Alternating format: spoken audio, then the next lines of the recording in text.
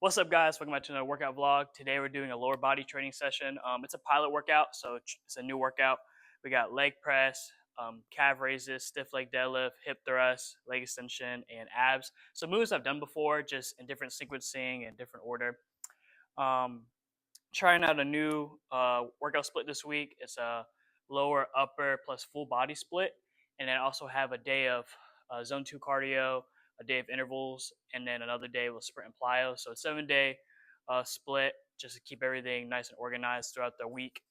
And yeah, let's just get started. Ooh, got 3 plates on each side. Trying to go. I got 6 reps last time, so just trying to beat that. Probably leave 1 rep in the tank.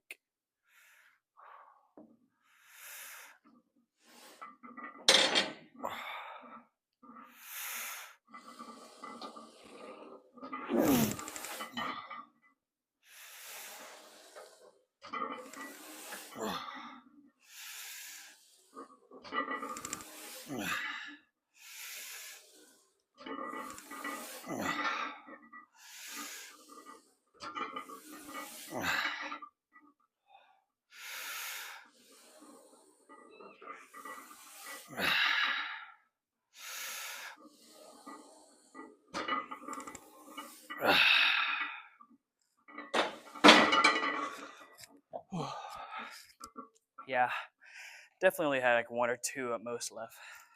So the thing about this leg press is that the machine doesn't allow me to go all the way down to my full accessible range of motion. And there was a study done recently, or I think like in the past year, where they compared 2 groups. One group did like full depth leg press. They like measured the range of motion, and the other group did like to where their knee was like 90 degrees or 100 degrees or something like that. And both groups have similar hypertrophy outcomes. And what you can take away from that is like, yeah, it is range of motion.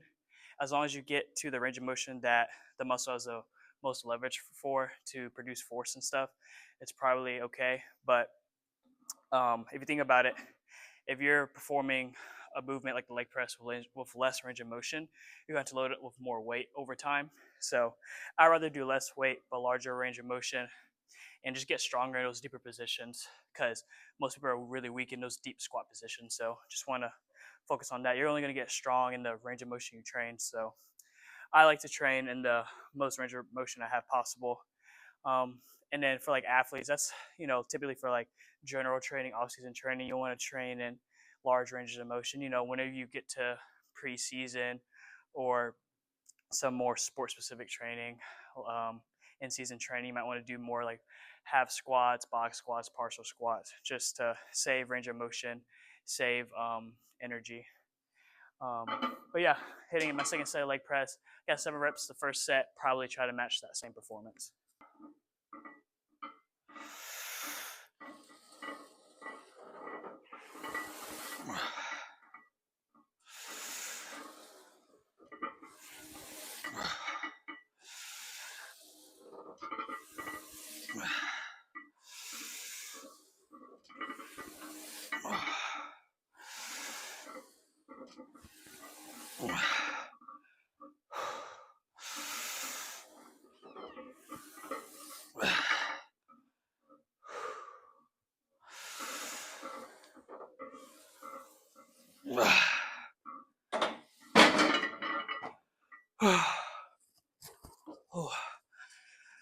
Yeah, and then in terms of actually performing the rep, just trying to control the eccentric, not trying to go overly slow, but just make sure it's controlled and standardized. And then on the concentric, trying to push as hard and fast as I can with maximum intent. And then to standardize the range of motion for me, I just hit the I like lightly hit the bottom of the machine and then come back up. Also on the way down, I'm inhaling, and then when I push up, I'm exhaling to try to push through the sticking point. All right, was able to get 7 reps in both sets, so it's pretty solid. Next week, when I do the exercise again, try to get 8 reps. That's the top of my rep range, and probably add 5 pounds, 10 pounds, and restart the process. Try to climb my way back up to 8 reps. The rep range I work in, typically for a lot of movements, is like 4 to 8 reps.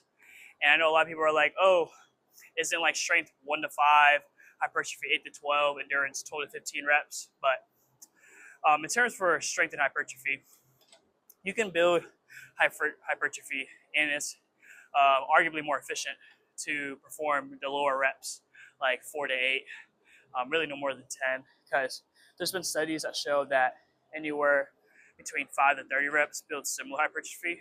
But as a cute study, think about it long term, doing a lot of sets with high repetitions is going to cause a lot more fatigue, a lot of more peripheral fatigue, a lot of more metabolic accumulation, and it's going to be harder to clone. It's going to be harder to train close to failure or to failure doing high reps. So I like to perform lower rep sets, just a little more efficient in my opinion, and save on fatigue and energy.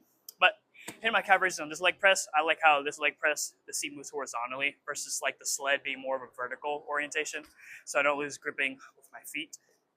And also, I don't have to take a bunch of plates on and off because it's pin loaded. So let's just go for 250, see how many reps I get. All right, 250 is a little too light. 310, let's try next time.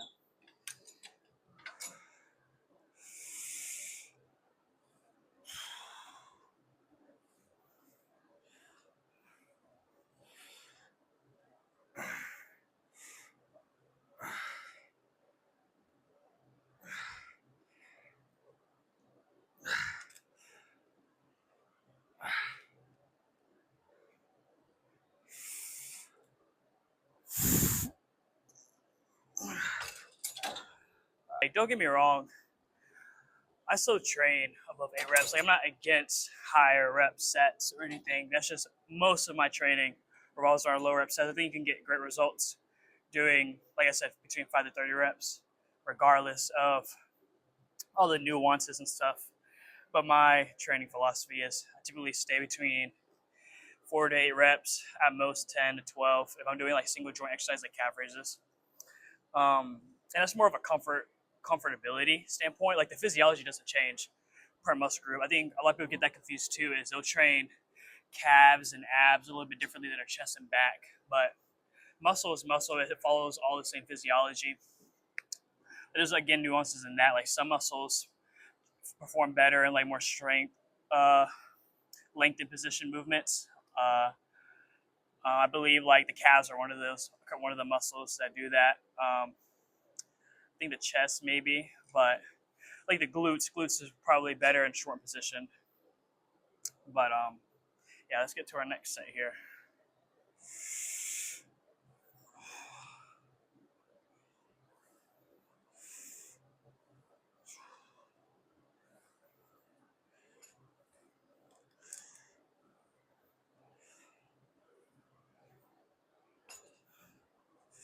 Foot padding's low.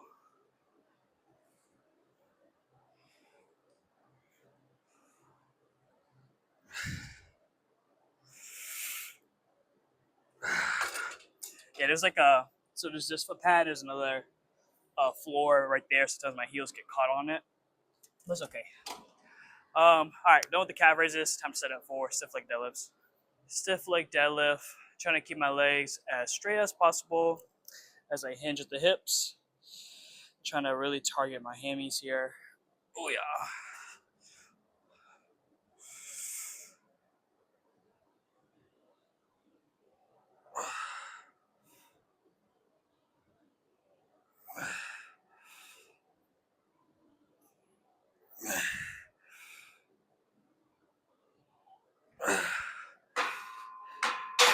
It's probably one of the harder movements to teach to my clients, especially people who never trained before, because it's really difficult for people to like even know what hinging at the hips means, because most of the time they go like this, they bend at the back.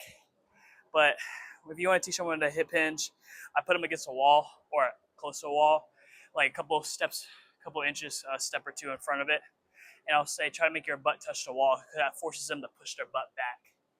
And they can feel that external feedback of their butt moving and touching something. So you take another step or two forward, do it again, and until they're fully hinging, keeping big chest, straight back, feel it in the hamstrings. So before, I kind of performed this more of an RDL fashion.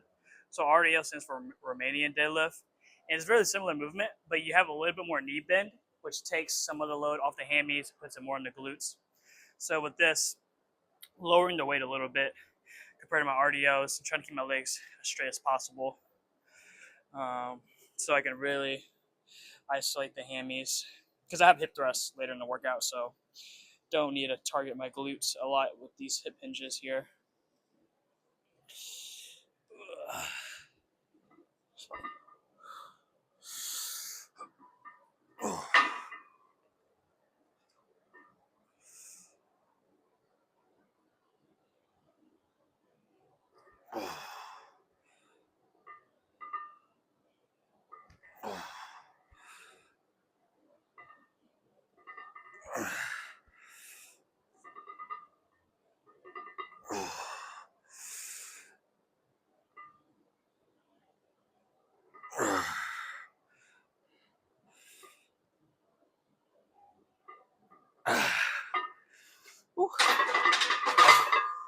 Definitely feels a lot different when you keep your legs straight as possible. Really feel that deep stretch in the hammies. Feels good though. Whew. Really feeling some soreness already in my hamstrings. I always had like really sensitive hamstrings. I think hamstrings are very susceptible, I think that's the word, to muscle damage. And I'll talk a little bit about that after the set.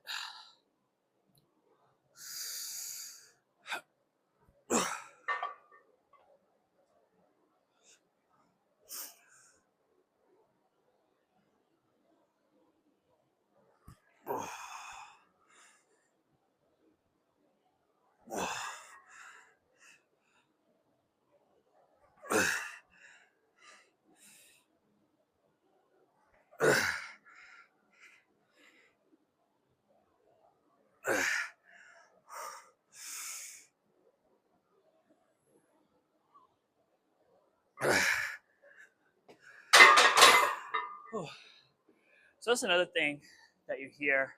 People think that causes muscle growth. So you got volume, metabolic accumulation, and muscle damage. Those are like the three mechanisms that people believe is like the key driver of hypertrophy. Which, if you look at the literature, the only mechanism that we know that drives hypertrophy every single time is mechanical tension. So with muscle damage, if you think about it, people say like, oh, the muscle fibers get torn down and they get built up stronger. But that's not how muscle growth happens.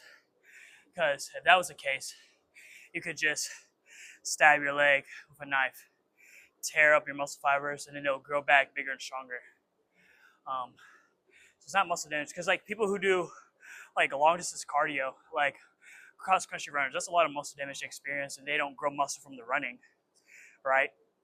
So you can look it up. There's plenty of studies that isolate each hypothesized mechanism. So they isolated like a metabolic accumulation by doing blood restricted exercise. They did stuff by injecting people with like lactate and other metabolites. Didn't show any additional muscle growth. Well, BFR, blood flow restriction, BFR. It has been shown to help people with rehab settings that are trying to get back, that can't lift heavy weights but need assistance. But if I remember correctly, it's not actually due to the metabolites itself causing more muscle growth. It's just the rate of perceived effort. So it makes the workout feel harder. So they have to push themselves harder, which causes more mechanical tension because you're pushing yourself harder. But yeah, mechanical tension is just whenever the mechanoreceptors in your muscles detect tension when you produce force, and that's the key driver of muscle growth. But getting a little deep into physiology. All right, got I think 345 on the bar. Got 6 reps for 2 sets last time, so trying to beat that. Hip thrusts are really easy to progress. Glutes are a pretty strong muscle group in the body, responsible for a lot of force production, athletic movements, triple extension, jumping, running. But yeah, I be seeing some girls at the gym too, and they be doing like just as much as I'm doing on this. So shout out to you ladies that know that this movement could be loaded so heavily.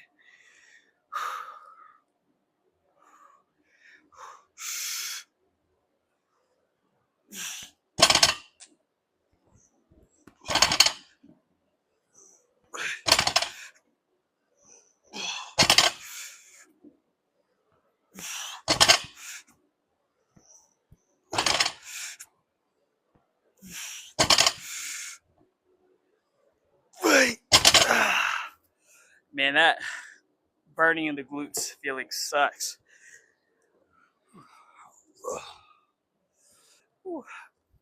One thing I gotta watch out for when I do this hip thrust is not pooping on myself, dude. Like, I was tuning it up the last set. All that pressure on my abdomen.